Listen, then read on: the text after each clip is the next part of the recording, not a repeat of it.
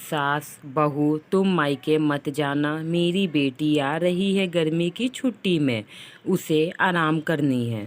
एक दिन श्वेता के घर कई वर्षों बाद उसकी पुरानी सहेली रीना उससे मिलने आई थी। दोनों बातें ही कर रहे थे कि थोड़ी ही देर में श्वेता की ननद, जो कि किसी दूसरे शहर से आने वाली थी, वह भी आ गई। उसके आते ही श्वेता के बच्चे बड़े खुश हो गए कि बुआ आई है और हमारे लिए हमेशा की तरह आज भी कुछ खाने को लेकर आई होगी। फिर जब तक उसकी बुआ ने बच्चों को उनकी पसंद वस्तु बैग में से निकालकर दे नहीं दी, तब तक वे अपने बुआ को घेरे खड़े थे, इस उम्मीद में कि बुआ कुछ लेकर आई होगी हम लोगों के लिए। ये सब रीना देखे जा रही थी। श्वेता ने उससे पूछा, इस तरह क्या देख रही हो? मेरी ननद से बच्चे बहुत प्यार करते हैं। जब भी आती है बच्चों के लिए कुछ ना कुछ विशेष तौर पर लेकर आती है। यही नहीं, बच्चों की उनके पढ़ती भी खूब है, क्योंकि उसकी बुआ बच्चों से बहुत प्यार करती है। इसलिए बच्चों को उनके आने का इंतज़ार बना रहता है हर साल। अब तो जितने दिन वह यहाँ रहेगी उतने दिन रोज़ हम मिलकर सारे काम जल्दी निपटाएंगे और फिर दिन भर मज़ा मस्ती खेल और गप्पों के दौर शुरू हो जाएगा। समय कैसे बीत जाता पता ही नहीं चलता। बहुत ही मस्ती करते हैं हम सब मिलकर। यह सब सुनकर रीना बोली, तू कितनी लकी है कि तेरी ननद इतनी अच्छी है। मेरी ननद तो साल में एक बार ही आती है, पर क्या बताऊं, उसके आने के बाद तो हमारे घर का माहौल ही बदल जाता है।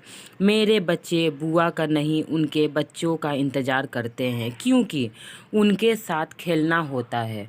उनके आने के बाद मैं तो बस घर में काम वाली बाई बनकर रह जाती हूँ। घर में पूरी फैमिली, मेरे सास ससुर ननद पति सब मिलकर बात करते हैं, पर उसमें मुझे शामिल नहीं करते। जब तक घर में मेरी ननद रहती मुझे तो लगता कि मैं घर की सदस्य हूँ ही नहीं। मैं अलग हो जाती हूँ और पूरे परिवार मिलकर एक बात करने लगते हैं। मेरी ननद तो सीधे मुंह मेरे से बात ही नहीं करती। मैं तो चाहती ही नहीं मेरी ननद घर आए, पर क्या करूँ, साल में एक बार आ ही जाती है। मेरे लिए बहुत दिक्कत हो जाती है। किचन में तो कोई झांकने तक नहीं आता, बस बाहर से ही ऑर्डर कर देते हैं कि सोनू आए हैं तो उसकी पसंद का ही खाना बनाओ। मेरी ननद और सास बाजार या कहीं घूमने भी जाती है तो मुझे बताती तक नहीं कि कहाँ जा रही हूँ, कब आएंगे, पर मुझे कभी नहीं कहती भाभी तुम चलो साथ में घूमने। मुझे छोड़कर घर के काम वाली के जैसे पूरे परिवार जाते हैं, इंजॉय करते हैं। यहाँ तक कि हमारे घर की साल भर की सारी प्लानिंग भी मेरी ननद ही करती है। अभी हमारे घर बनने के कार्य शुरू होने वाले हैं, ऐसा मेरे कानों में सुनाई दिया है। यह भी मुझे बताया नहीं गया। उसका डिजाइन भी वही सिलेक्ट करेगी। कहने को तो मेरा ससुराल मेरा घर है, पर मुझे किसी बात की राय नहीं ली जाती।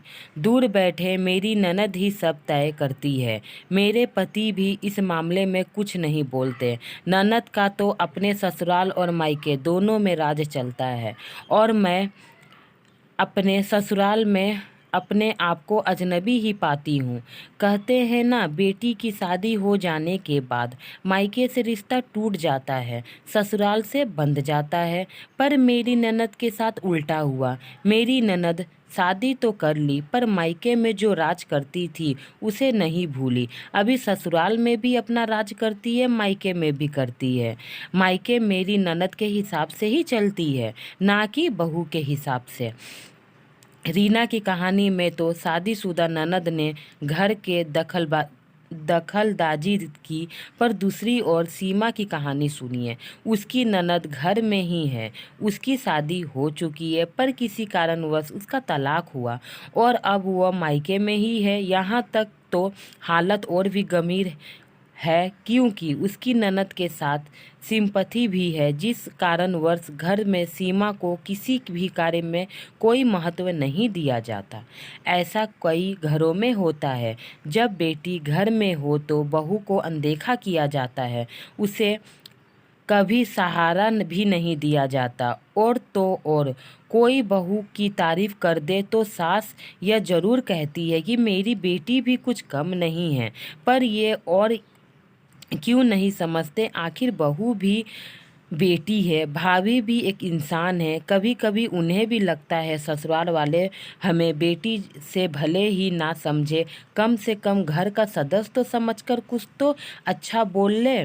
पर ऐसा होता क्यों नहीं? शादीशुदा ननद हो या कुंवारी, अगर भाभी के साथ हिल मिल कर रहे और घर के मसलों से में उसके विचार संपर्क करें, उसकी राय को भी महत्व दे तो कितना अच्छा हो। मन मुटाव भी हो नहीं होगा और रिश्ते में करवाहट भी नहीं आएगी।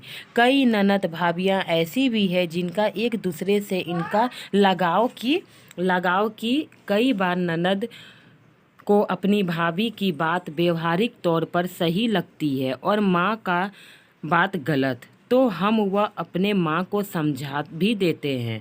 वह सास बहू में भी मधुर सेब बनाने का मधुर कार्य करती है और सहेली या बहन जैसे ननद भाभी को स्वच्छता प्रिय होती है। पर कभी कभी कुछ घरों में उल्टा भी होता है, जहाँ भाभी बड़ी मैं अपने मायके जाऊं या नहीं, अर्थात ननद का व्यवहार अच्छी हो तो भाभी का भी व्यवहार अच्छा होना चाहिए, क्योंकि ताली तो एक हाथों से नहीं बजती।